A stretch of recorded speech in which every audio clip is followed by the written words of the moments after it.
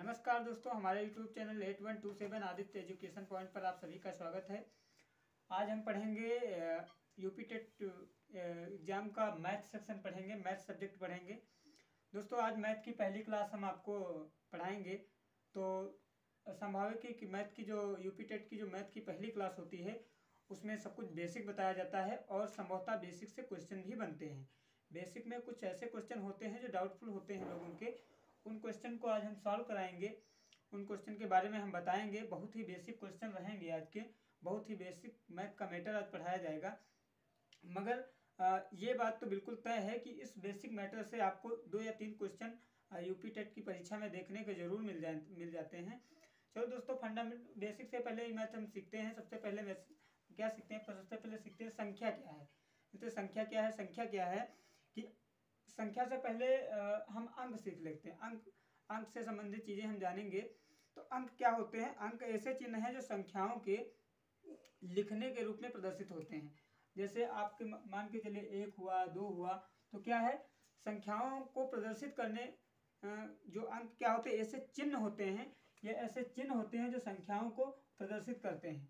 तो अंक क्या है? अंक ऐसे चिन्ह हैं जो संख्याओं को प्रदर्शित करते हैं। उसके बाद हम जानते हैं संख्याएं क्या होती हैं। संख्याएं क्या होती हैं? तो वो गणितीय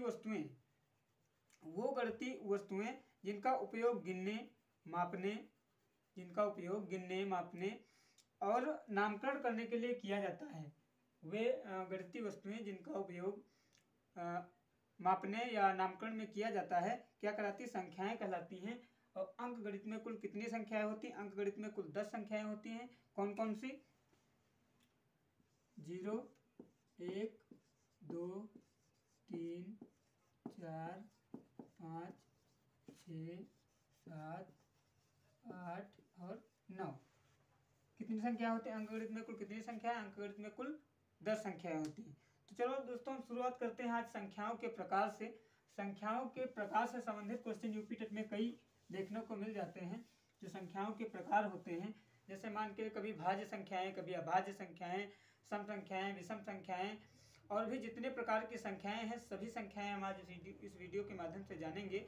और संभवतः आपको इस आज के टॉपिक से क्वेश्चन यूपी टेट में जरूर आपको मिल जाएंगे। यूपी टेट का कुछ डाउटफुल जो इसमें क्वेश्चन रहते हैं वो अधिकतर एग्जामों में मिल जाते हैं। तो दोस्तों सबसे पहले हम जानते हैं प्राकृतिक संख्याएं क्या होती हैं। प्राकृतिक संख्याएं वे होती है, गिनती की जितनी भी संख्याएं हैं सभी संख्याएं प्राकृतिक संख्याएं कहलाती हैं, सिवाय 0 को छोड़ करके। किसको? शून्य को छोड़ करके। हम प्राकृतिक संख्याओं में हम शून्य को शामिल नहीं करते हैं। पहला प्रकार कौन सा है आपका? प्राकृतिक संख्याएं।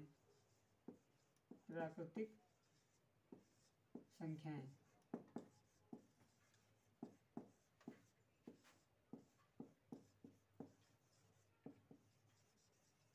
Natural numbers. कौन कौन सी होती है? गिनती की सभी संख्याएं। जैसे कहां से शुरुआत होती है आपका? 1, 2, 3, 4, 5, 6, 7। ऐसे क्या होता है? अनगिनत तक जाती है संख्याएं। तो ये संख्याएं क्या कहलाती हैं? प्राकृतिक संख्याएं कहलाती हैं। इनमें हम 0 को शामिल नहीं करते हैं। जब 0 को शामिल नहीं करते हैं तो संख्याएं क्या होती है? प्राकृतिक संख्याएं या नेचुरल नंबर्स कहलाती हैं। अगली संख्या कौन होती है? अगली संख्या होती है पूर्ण संख्याएं। अगला प्रकार कौन सा है? पूर्ण संख्याएं। अगला प्रकार है पूर्ण संख्याएं।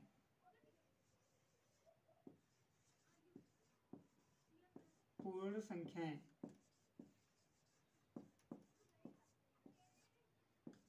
पूर्ण संख्या क्या होता है? जब पूर्ण संख्या क्या होती है कि जब हम प्राकृतिक संख्याओं में, प्राकृतिक संख्या भी आपने इसमें यहाँ पे बोर्ड पे आपने देखा था, प्राकृतिक संख्याओं के साथ जब हम शून्य को भी शामिल कर लेते हैं। इसको प्राकृतिक संख्याओं के साथ जब हम शून्य को शामिल कर देते हैं तो वो क्या होता है? प्राकृतिक संख्याएं कहलाती हैं। कहना का मतलब जब शून्य को, जैसे आपका कहाँ से था? 0, 1, 2, 3, 4, 5। क्या हुआ? हमने क्या किया? 0 को शामिल किया। जब 0 को शामिल कर लिया तो कौन सी ये क्या हो गई? ये हो गई आपकी पूर्ण संख्याएं। उसके बाद अगला जो आता है आपका, अगली संख्याएं का प्रकार आता है वो है सम संख्याएं। कौन सी? सम संख्याएं, जिन्हें इवन नंबर्स भी कहते हैं। सम संख्याएं। सम संख्याएं कौन कौन सी होती हैं? हालांकि ये कुछ लोगों को बहुत बेसिक लग रहा होगा, मगर इससे संबंधित क्वेश्चन वहाँ पे आते हैं। और कहने का मतलब ये है कि ये डाउट हमारा क्लियर नहीं होता है तो वहाँ पर भी हम फंस जाते हैं। अभी अगला टाइप जो आएंगे उसमें बहुत सारे डाउटफुल क्वेश्चन रहते हैं, डाउटफुल चीज़ें रहती हैं जो यहाँ पे क्लियर होंगी। तो क्या देखिए, ये अगला टाइप था आपका सम संख्याएं। सम संख्याएं कौन कौन सी थी? वे संख्याएं। वे संख्याएं जो दो से पूर्ण विभाजित हो जाती हैं क्या कहलाती हैं? सम संख्याएं कहलाती हैं। कौन सी संख्याएं? वे संख्याएं जो दो से पूर्ण विभाजित हो जाती हैं। ऐसा नहीं, मतलब क्या कह रहा है कि पूर्ण विभाजित हो जाती है। जैसे कोई संख्या हम ले लेते हैं, जैसे आप संख्या ले लेते हैं 5। 5 को यदि हम विभाजित करें 2 से तो क्या पूर्ण विभाजित है? ये पूर्ण विभाजित नहीं है। तो अगली संख्या ले लेते हैं, अगली संख्या है आपकी 6। ये 6 को हम 2 से विभाजित करें तो कितना आता है? 2, 2 एकम 2, 2 तिया 6। क्या बता देख रहे होंगे, 6 जो है 2 से पूर्ण विभाजित हो जाता है 3 बार में पूर्ण विभाजित होता है। तो कहने का मतलब जो आपका 5 था ये सम संख्या नहीं है, और जो 6 है ये 2 से पूर्ण विभाजित है। तो क्या है ये आपकी सम संख्या कहलाती है। इसी तरह बहुत सारी सम संख्याएं हैं, 2, 4, 6, 8, 10, 12। तो ये संख्याएं क्या कहलाती हैं? आपकी ये सम संख्याएं कहलाती हैं। और सबसे छोटी जो सम संख्या होती है वो कौन सी है? आपकी सबसे छोटी आपकी संख्या सम होती है आपकी 2 सबसे छोटी सम संख्या होती है। और इन सम संख्याओं, जितनी भी ये संख्याएं हैं, इनको यदि आप 2 से विभाजित करते हैं तो वो पूर्ण विभाजित हो जाती हैं। जैसे हम संख्या लेते हैं 18 संख्या लेते हैं, इसको हम देखते हैं कि ये सम है या सम नहीं है। तो इसके लिए हम क्या करते हैं? इसको 2 से हम विभाजित करते हैं। तो जब 18 को 2 से विभाजित करते हैं तो ये 9 से विभाजित हो जाती है। 2 9 18। शेष में क्या बचता है? शेष में हमारा 0 बचता है। मतलब कि ये 2 से पूर्ण विभाज्य है। मतलब कि क्या है? ये 18 जो है ये सम संख्या है, ये हमारा इवन नंबर है। अगला टाइप हम चलते हैं। अगला टाइप जो है हमारा वो है विषम संख्याएं। कौन सा? विषम संख्याएं। विषम संख्याएं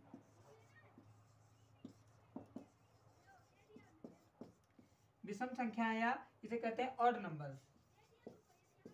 ऑड नंबर्स।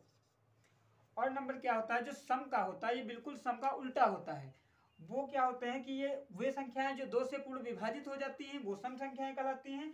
और वे संख्याएं जो 2 से पूर्ण विभाजित नहीं होती हैं क्या कहलाती हैं? वो विषम संख्याएं कहलाती हैं। इसका उदाहरण भी हम देखेंगे। जैसे हम संख्या कोई ले लेते हैं, मान के चलिए हम 8 ले लेते हैं। 8 को हम 2 से विभाजित करते हैं।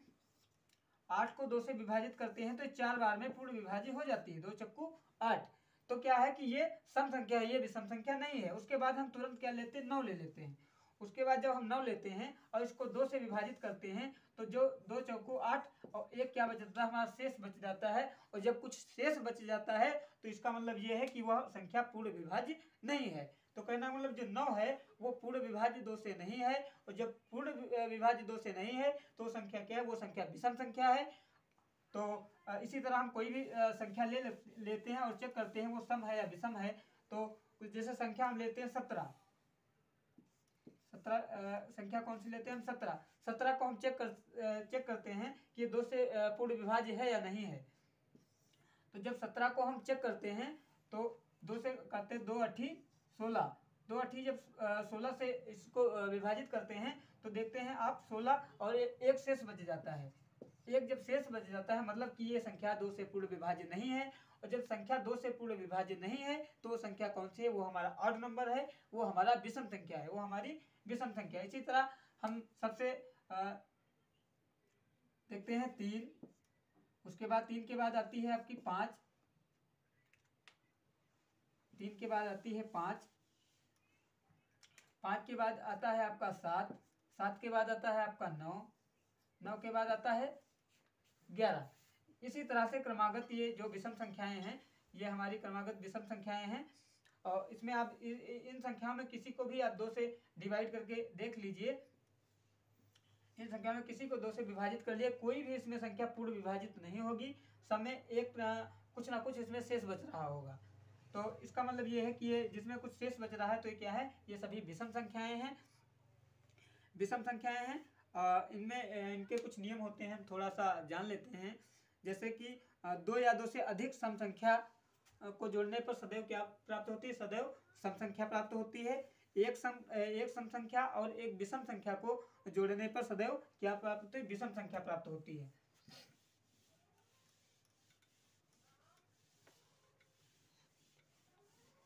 इसमें कुछ नोट कर लीजिए, जैसे एक सम संख्या और एक विषम संख्या को जोड़ने पर सदैव विषम संख्या प्राप्त होती है। हम इसको चेक कर लेते हैं उदाहरण के माध्यम से। एक सम संख्या जैसे कि 2 क्या है, एक सम संख्या है, उसके बाद 2 को छोड़ देते हैं, हम 4 को ले लेते हैं। तो क्या कह रहा है कि एक सम संख्या और एक विषम संख्या, विषम का संख्या का मतलब है हम ले लेते हैं 3। तो जब 3 लेते हैं तो ये नियम कह रहा है कि इनको जोड़ने पर हमेशा क्या प्राप्त होती है, हमेशा विषम संख्या प्राप्त होती है। तो 4 + 3 मतलब कि 7, और 7 आप जानते होंगे कि 7 2 से पूर्ण विभाज्य नहीं है, तो मतलब कि ये क्या है, ये विषम संख्या है। तो वही कह रहा है कि एक सम और एक विषम को जोड़ने पर सदैव क्या प्राप्त होती है, सदैव विषम संख्या प्राप्त होती है। ये नोट में आप लिख लीजिएगा कहीं पे। उसके बाद 2 विषम संख्याओं को जोड़ने पर एक सम संख्या प्राप्त होती है। 2 विषम संख्याओं को जोड़ने पर एक सम संख्या प्राप्त होती है। तो हम कोई 2 विषम संख्या ले लेते हैं, माना कि 3 के बाद हम अगली विषम संख्या ले लेते हैं 5। अब इनको जोड़ने पर सदैव क्या नियम कह रहा है कि इनको जोड़ने पर सदैव कौन सी संख्या, सम संख्या प्राप्त होगी। तो 3 और 5 मिलकर के होते हैं 8। 8 क्या है, 8 सम संख्या है। तो वही ये नियम कह रहा है कि एक विषम और ये विषम को जोड़ के सदैव क्या, एक सम संख्या प्राप्त होती है। उसके बाद किसी भी सम संख्या की जितनी भी घात की जाए परिणाम सदैव सम संख्या ही होता है। इसको भी हम देख लेते हैं। किसी भी सम संख्या की घात की जाए, जैसे कि हम 4 की घात कर लेते हैं, 4 कोई संख्या लेते हैं 4 और इसकी घात कर लेते हैं हम 2। 4 की घात 2 का मतलब है 4 × 4, 4 × 4। और इसका परिणाम क्या निकलता है, इसका परिणाम निकलता है 16। मतलब कि जो 16 भी है वो भी क्या है, वो सम संख्या है। तो वही ये नियम कह रहा है कि किसी सम संख्या की घात का परिणाम भी हमेशा क्या होता है, सम संख्या ही होता है। अगला टाइप हम जानते हैं जो कि भाज्य संख्या है। अगला प्रकार है संख्याओं का भाज्य संख्याएं। अगला प्रकार है कौन सा, भाज्य संख्याएं। भाज्य संख्याएं, भाज्य संख्याएं। भाज्य संख्याओं को क्या कहते हैं, इन्हें कहते हैं कंपोजिट नंबर। कंपोजिट नंबर,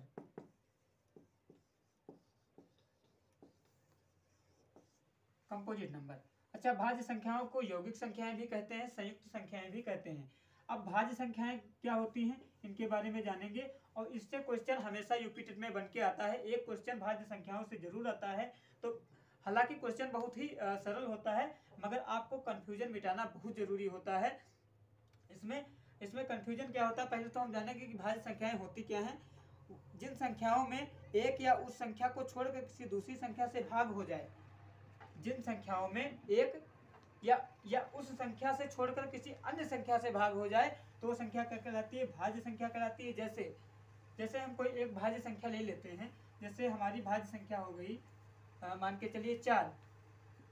तो 4 को हम देखते हैं कि एक से भाग करते तब हो जाती है, ये संख्या स्वयं से भी हो जाती है, उसके बाद भी किससे हो जाती है, उसके बाद हो जाती है 2 दूने 4। मतलब कि क्या है, ये भाज्य संख्या है। कहने का मतलब ये है कि वे संख्याएं जिनका एक या उनके स्वयं के अलावा किसी अन्य संख्या से भी वे विभाजित हो जाएं तो क्या कहलाती है, वह संख्या भाज्य संख्याएं कहलाती हैं। इनसे क्वेश्चन क्या बनता है, हमेशा क्या 4 विकल्प दे देते हैं और बोल देते हैं निम्न में से कौन सी भाज्य संख्या है। जैसे क्वेश्चन हम एक लिखते हैं, निम्न में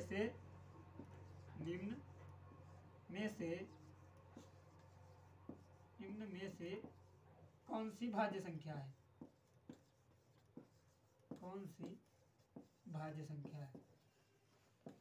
संख्या है।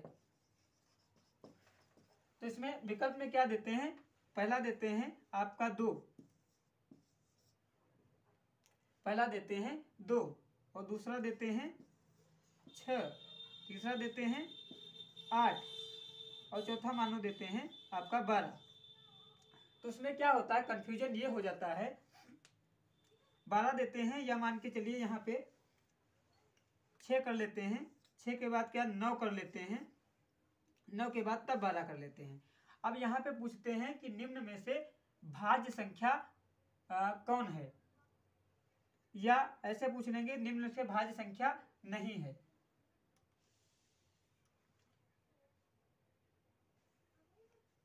निम्न में से भाज्य संख्या नहीं है।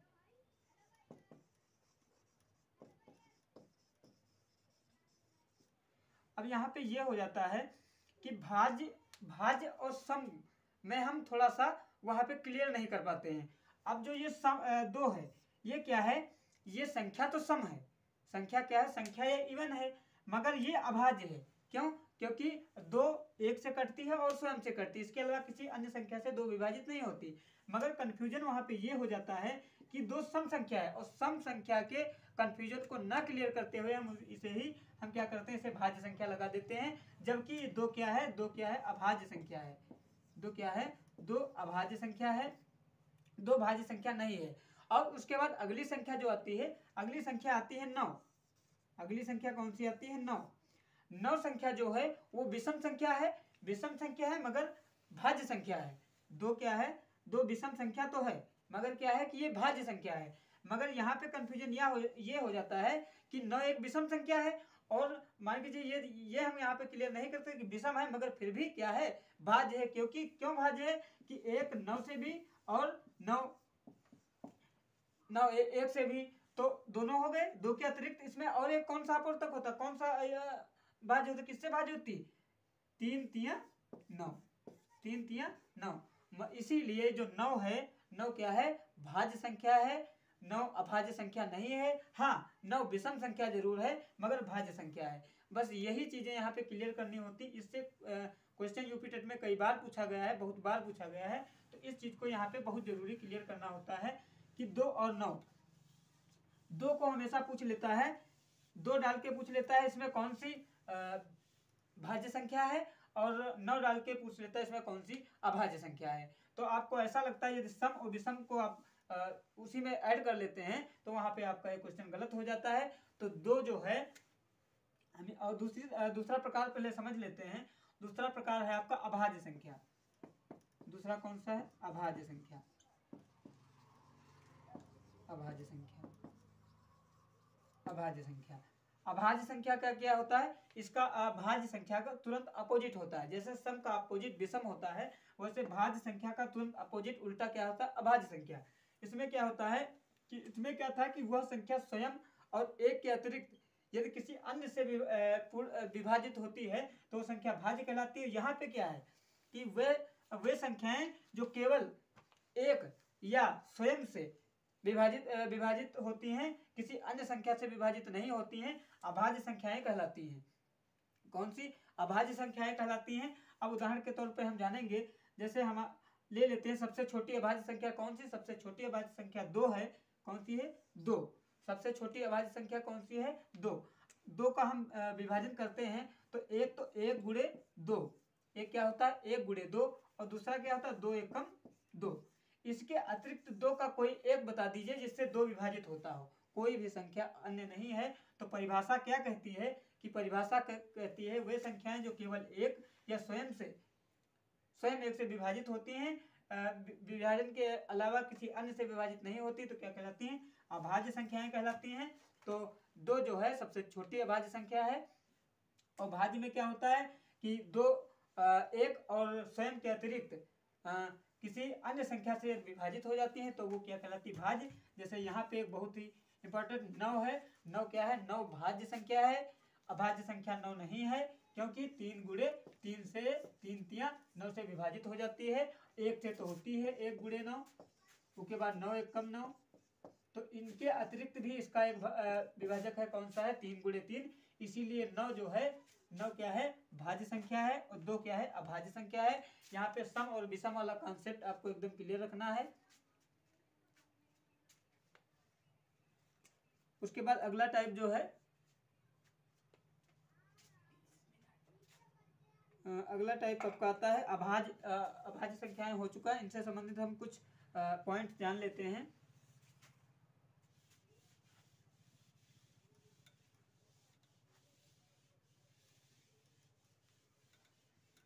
दोस्तों आज की क्लास में हम इतना ही जानते हैं। मिलते हैं अगली क्लास में। इसका जो थोड़ा सा पार्ट बचा हुआ है हम अगली क्लास में लेकर के आएंगे। ये जो कुछ भी आप इस वीडियो के माध्यम से जाने इसको बिल्कुल ध्यान में रखिएगा, नोट रखिएगा, क्योंकि इन दो कॉन्सेप्ट भाज्य और अभाज्य से क्वेश्चन तो यूपी टेट में बिल्कुल आता ही है। इसको एकदम क्लियर रखिएगा। मिलते हैं हम अगले वीडियो में इसका अगला पार्ट लेकर के। तब तक अब अगला वीडियो पे हम मिलते हैं। दोस्तों यदि आप हमारे चैनल पर नए हैं तो चैनल को सब्सक्राइब करिए, सपोर्ट करिए, वीडियो को लाइक शेयर और कमेंट करिए। जय हिंद।